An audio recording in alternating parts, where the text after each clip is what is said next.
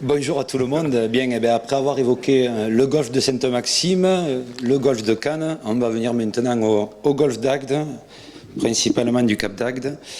Donc, où on va vous présenter en fait le projet. Alors, des fois, moi j'en étais encore à la Riouse, maintenant on est au RIUT, ou le RUT, comme un moteur de développement économique du territoire, et c'est l'exemple de la ville d'Agde. Que je vais vous présenter aujourd'hui. Donc en premier lieu, une présentation très synthétique de la ville d'Agde, où vous voyez ce poumon vert qui est le golfe, avec les trois archipels, donc la ville d'Agde qu'on voit au loin, le port du Cap d'Agde. À votre main droite, donc, vous avez le Gros d'Agde qui apparaît en partie, cet archipel-là, et de l'autre côté, la partie infime du Cap d'Agde et son village naturiste. Donc ce n'est pas l'objet aujourd'hui. Au niveau du contexte communal, donc l'activité économique de la ville d'Agde, c'est fortement bien sûr marqué par le tourisme, 25 000 habitants permanents, et on arrive en pointe uniquement sur la station du Cap d'Agde à 250 000 personnes. Ce qu'il faut savoir, c'est que la commune d'Agde a raccroché la commune de Vias sur son système d'assainissement. Donc lorsqu'on parle de la station d'épuration d'Agde, on parle de toute la ville d'Agde, donc les trois archipels que je viens de citer, plus l'ensemble de la commune de Vias, y compris Vias-Plage. Donc, pour notre commune, on a donc une forte demande en eau lors de la période estivale, et vous allez voir un petit peu sur quel volume on table. Actuellement, le golfe, qui est municipal, donc quand on parle de la mairie, on parle du golfe, tout est municipal. Le golfe qui, avec ses 27 trous, consomme environ 300 000 mètres cubes d'eau potable par an. Donc on pourrait dire, à ce jour, c'est une aberration. Avec le changement climatique, on a vu dans les propos introductifs de M. Revol tout ce qui tournait autour. On parle maintenant d'économie circulaire. Donc on est en lien complètement avec tout ce qui s'est dit durant toute la matinée. Donc on a une consommation qui est fortement dépendante des conditions météorologiques, puisqu'on est dans la région du sud, avec une tramontane qui est très marquée, une sécheresse qui est quand même relativement importante en période pré-estivale et en plus en période estivale, une fréquentation qui est de plus en plus importante sur le golfe du Cap d'Agde. Donc vous imaginez bien que si on n'a pas des installations qui tiennent la route, automatiquement les gens ne viendront plus. Donc cette demande accrue, elle est là. Donc on a une évolution des besoins. Tac. La situation actuelle, elle est de 4 500 000 mètres cubes par jour.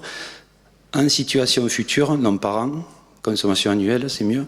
Donc en situation future, on arrivera à 4 600 000 mètres cubes.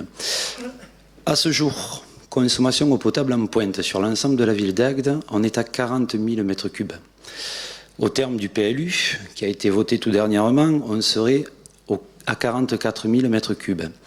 Donc on a 4 000 mètres cubes jour à trouver sur une ressource qui est tendue, puisque la ville d'Agde est alimentée à partir de la commune de Florensac, dont le pompage se situe dans la nappe alluviale de l'Hérault. Comment répondre à ces nouveaux besoins? Eh bien, tout simplement, j'ai envie de dire, en réutilisant l'eau traitée de la station d'épuration. Donc, on a travaillé depuis 2003 sur ce dossier. Donc vous voyez, on n'a pas attendu l'arrêté de 2010, l'arrêté qui nous a permis de mieux avancer sur ce dossier de juin 2014.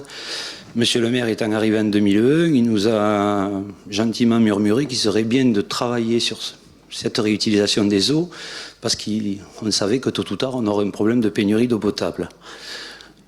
On l'a eu dernièrement, il y a 2 ans, avec les arrêtés de sécheresse. On ne pouvait plus irriguer le golfe comme nous le souhaitions. Automatiquement, ça ne n'a fait que progresser là-dessus. Et l'ensemble du comité de pilotage qui est avec moi aujourd'hui, puisqu'ils sont tous dispersés dans la salle, ne pourront pas dire le contraire. Donc vous voyez, ça fait quand même 13 ans qu'on travaille dessus. Et je veux dire, maintenant, on est pratiquement sur un projet qui est abouti, puisque Madame Morel, qui participe également avec moi, donc Madame Morel, qui est l'agence régionale de la santé, et qui suit particulièrement cette opération avec nous. Donc, comment on a fait pour monter le dossier? Eh bien, tout d'abord, toute une batterie d'analyses qui a été réalisée pour confirmer l'innocuité des eaux pour l'arrosage du Golfe. Donc tous les paramètres qui ont été visés dans l'arrêté ont fait l'objet d'analyse. Ce n'est pas chose aisée. Ce que disait le ministère ce matin, c'est vrai. Et ça coûte, je peux le dire, une blinde. Les résultats attestent la compatibilité des eaux avec l'irrigation du golfe du Cap d'Agde. Là-dessus, nul doute. Au niveau de la genèse du projet, j'y reviens très rapidement. Donc en 2011, la commune a renouvelé la délégation de service public en intégrant à l'intérieur un îlot concessif qui portait sur la construction d'une filière de traitement membranaire.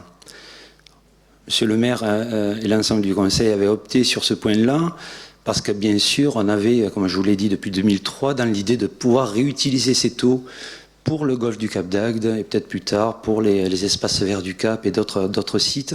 Ceci étant dit, si on n'avait pas une station d'épuration qui était suffisamment performante pour pouvoir utiliser cette eau, on n'aurait pas pu le faire. Déjà que la réglementation en l'espèce était assez complexe. Donc en 2013, l'extension de la station d'épuration est née. En 2014, en juin, principalement, donc l'apparition de ce nouvel arrêté qui a assoupli, comme il s'est dit depuis ce matin, le cadre réglementaire.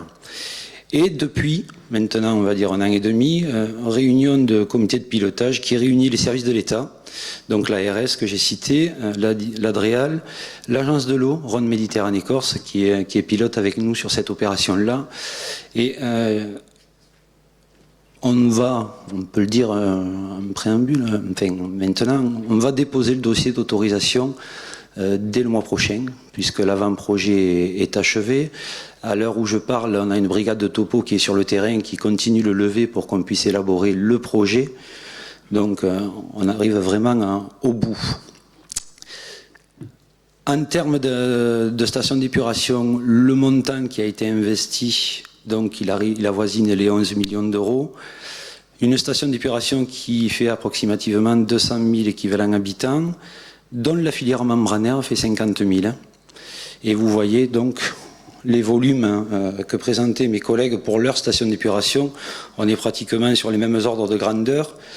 On est à 2600 mètres cubeurs. Une filière membranaire à T6, donc les 500 mètres cubeurs qu'on pourra dédier sur de la réutilisation d'eau traitée.